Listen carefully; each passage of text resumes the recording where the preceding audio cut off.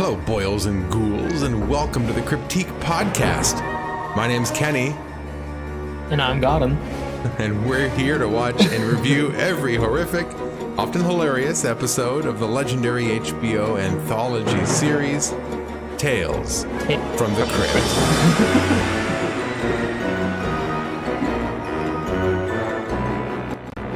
Godden. Kenny. We finally made it to our much anticipated Tales from the Crypt podcast. We've been talking about this for a while. I'm excited to get this going. I am as well. So, my name's Kenny. And my name is Godden. Way to take that cue. So, I want to get this started. So basically what we're going to do is watch all the episodes and review them one at a time. One per week, hopefully. We'll see how that schedule goes as we keep going through this. But we figure for the first episode, it would be nice to kind of just, get to know us and get to know our history with the franchise. So I want to start with our origin story. I think that's a good way to start with this. So my introduction to horror and Tales from the Crypt, explaining my origin story, I was thinking about this before the podcast started, and I think that's kind of hard to do because I was born in the 80s, and I don't think there was much stigma around kids watching rated R things back then. So I was always watching horror movies. I always felt like things that were scary and things that were horrific were just more fun and exciting to watch as a kid. So I was like watching Friday the 13th. I was watching Nightmare on Elm Street and the Halloween franchise. It just, whatever would be scary and bloody and gory was like my cup of tea. So I would always be watching that kind of stuff. But with Tales from the Crypt in particular, we didn't have HBO. So this was a show that I didn't watch. There was a few episodes that kind of snuck by and I ended up kind of watching on my own or at a friend's house or something like that. But it was like the elusive Tales from the Crypt show that I didn't really watch, that I always wanted to watch. So when I was when I got older and I could afford to get my own things, I went out and I got myself, all the Tales from the Crypts. So these have been something that have been with me through adulthood, and I would watch these when I was in college. We would have a movie night. After every movie we'd watch, we'd throw on an episode or two of Tales from the Crypt. So something that also stayed with me. And I was able to share with my friends. Had a lot of fun with these episodes. Now here's the thing though, Godden, is I still have not seen all these episodes. So I have all the seasons, but I have not managed to get through all the episodes yet. There's just, for whatever reason, I haven't got a chance to watch them. So throughout this podcast journey, I'm looking forward to some of the episodes having a first time view. That's kind of a little bit of my origin story and my anticipation for getting into the franchise. Godden, you want to talk about your origin story? Yeah, I think my origin story actually started when a video game when I was younger. I'm pretty sure it was Silent Hill 2. My mom had it on the PlayStation. But the very first movie I fell in love with was Child's Play. That was my full-on gateway to the horror franchise, And that's a good one. Yeah, I enjoyed the original Child's Play. I didn't watch a lot of Freddy, not a lot of Jason, but that, I'm thanking you for that because you're showing me that side of the cultural iconic films. But I did enjoy a lot of Halloween stuff a second up, and then for Tales of the Crypt, surprisingly you also got me into it because I was just snooping around your library of movies and shows, and I was like, Kenny, what's this? And you were so delighted to show me, and then it's just been history since. That's right. You were over visiting and you were looking through my movies, and then you got to Tales from the Crypt. And now this is the funny part that you didn't share. You thought the Tales from the Crypt was a kids show. Oh yeah. I always forget that because the one off time, I'm like, Kenny, is this a kids show? Because it did become a kids show eventually. They made a cartoon out of it.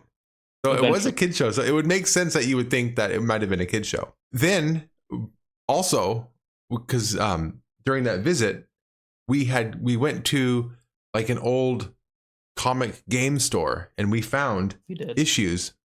So I have this issue of, so we both have our issue of Tales from the Crypt. Now, for those of you not watching, I'll just let you know that this Tales from the Crypt comic, it says on it, #1. I don't know if that means issue number 1. I don't know how valuable this is. Right. But it says number 1. Does yours have a number on it, Godden, by the way? Mine just says number 3, and then it says December right below it. So I'm not sure if there's like the 3rd issue for December or which. Yeah, that's another point too. Is mine's yeah. July number 1, so it could be the first issue of July, or it could be the first issue. I'm not quite sure. Maybe if somebody ends up watching this or listening to this and knows, they can help us out. But the episode that's featured in mine is the Enoch episode, where the Crypt Keeper kind of tells his backstory. I won't go into much detail just in case you don't want spoilers, but if you know, you know. All right, so it's the Enoch story. Which one is featured in yours? Can you tell from the cover? From what we did, when we did our review on it, or like when we deep dived into it, we didn't find anything. It just seems like it just was the original comics. There was no adaptation for it yet. Okay. But from the front, yeah, it just says I think it's a quicksand related comic, because there's nothing that was adapted to this. Oh, that's right, because not every comic was adapted into part of the show. Yeah. All right. Well, I get to read it. This might be a little bit late to make this announcement, but I did want to mention that this particular podcast, this episode, is going to be featured on all of my socials. Both of my Too Bad About Kenny accounts are going to be able to have this episode, just so you can see what I'm up to. If you're interested, then you want to find the Cryptique podcast, which I'll have linked in the description below, and you can click on that and you can like and subscribe and follow and do that kind of stuff. If you're not interested, don't worry about it. There's nothing you have to do. Just click out of this video and then it'll just, you won't see any further posts of this. I just wanted to mention that before we moved on. That was about us and our origin story. I want to talk a little bit about Tales from the Crypt. It is an HBO series. It came out in '89 and it ran for several years. I think it ran for 7 or so years, but it originally started off of a comic, not just one comic, Tales from the Crypt. There was a bunch of comics back in the 50s. There was the Crypt of Terror, which eventually became Tales from the Crypt. There was the Vault of Horror, the Haunt of Fear, and that trifecta of comics were all very similar to each other, and they told very similar stories. But there was also like crime suspense stories and other types of stories, all told with a similar kind of a moral tale, but just kind of a different setting. So whenever I'm watching an episode of Tales from the Crypt, and they'll put a little blip on there about like which episode this came, like what comic this episode came from.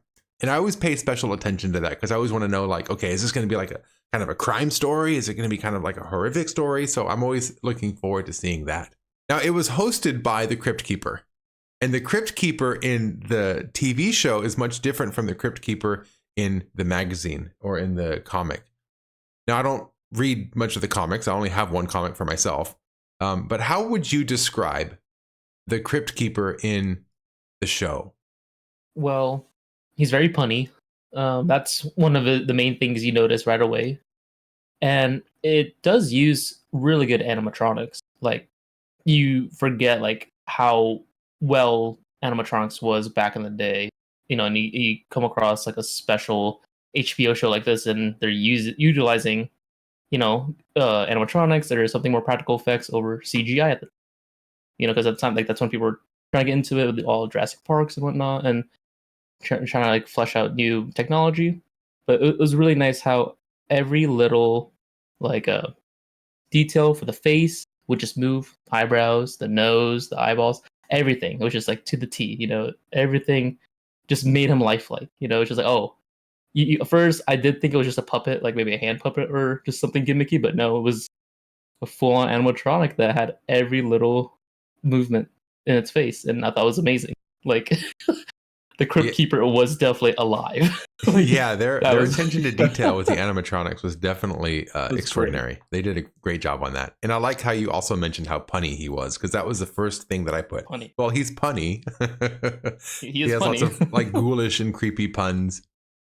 And when he's telling the story, do you get the sense that he is like a friendly ghoul telling you a story like, come, let me tell you a story? Or is it more like he's trying to terrify you? Like, what kind of a sense do you get from that? Yeah, I think he's more inviting. Trying to get you listen to these horrific tales.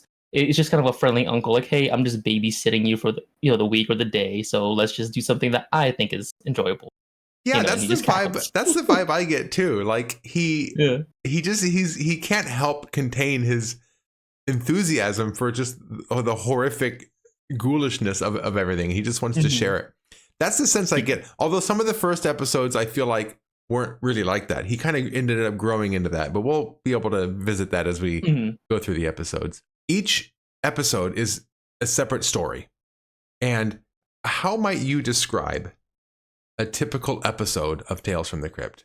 The best way to describe it is that the Crypt Keeper would sometimes have a setup for the jokes, toward the tale that we're gonna have. Just like something silly is like, oh, we'll see how they do in the kitchen, or just something silly, and then it'll cut right into the comic. Like just like what was the placard of like the weapon that was used to kill them, or just anything that like a tiny detail about the story without giving too much. Like either the victim is seeing the attacker, or attacker seeing like it's. I just like how the creeper will always come with a small pun in the beginning, just like something silly, and use it to expand on the episode, but then also end it with more puns at the end about like, oh, did you catch that? Did you like notice what I said in the beginning, or did you blah blah blah blah? And then in the middle of the episode about like said pun or something that he enjoyed. So it's like it's as if he's watching alongside us. Yeah, I always think like the episodes are super campy and they're very, very slapstick. So the blending of horror and comedy to me is what's so alluring about this show. And we already kind of touched on the practical effects regarding the puppetry, but there's also tremendous practical effects around the kills and some of the more ghoulish scenes, which I always appreciated. The main characters in the shows also have like a flaw, like they're greedy or they're sinful in some way. And I always like that while the episode's going, you don't really know, like, should I be siding with this person or should I be rooting against them? And I think those are some of the most interesting characters to follow along with. You're on one hand, you're kind of rooting for them to kind of get away with it. But on the other hand, you're like, well, they really should get what's coming to them. So I like how this always toes that line and has you follow the character that's not necessarily a commendable hero. I really like that about it, which kind of leads into the dark twist. There's always a twist in these episodes. Like at some point, this kind of a terrible main character has to get what's coming to him. And then, so at the very end, you're like, oh, do I feel sorry for this person? Or, am I happy they got what's coming to them? So I like that. I like how you always kind of go back and forth on your feelings with that. This was HBO, which means there was also no censorship. So the profanity, that's true. The profanity is always there, the nudity, the gore. So they definitely push the envelope with what could be shown on television, especially of that time. Like nowadays you see like Game of Thrones and Sopranos and shows that just kind of go there, but Tales from the Crypt really went there way back even in the 80s. So that was kind of exciting to see. For a kids show, yeah, that's a lot. For a kids show, right? Also, lots of prominent names have gone through Tales from the Crypt. Lots of prominent directors and actors. There's Arnold Schwarzenegger's in an episode. Tom Hanks, Demi Moore. Plenty of like a star-studded cast. Danny Elfman composed the theme song. The Danny Elfman. Yeah, the Danny Elfman. Who's the Danny Elfman? He Boingo. He composed the Simpsons theme song, Beetlejuice, the Tim Burton Batman movies. So it's his repertoire of music that's definitely, you can definitely hear it in here. And when I was thinking about that before this started, I thought, I'm surprised Tim Burton hasn't directed any episodes of Tales from the Crypt. It seems like his jam, maybe a little bit more horrific than he'd be used to, but it still seems like something he might have enjoyed. I wonder if he did Yeah, actually. I didn't research that he's before more I to said the it. goth. He's more What's to the that? gothic side. He's more into the gothic side of things, isn't he?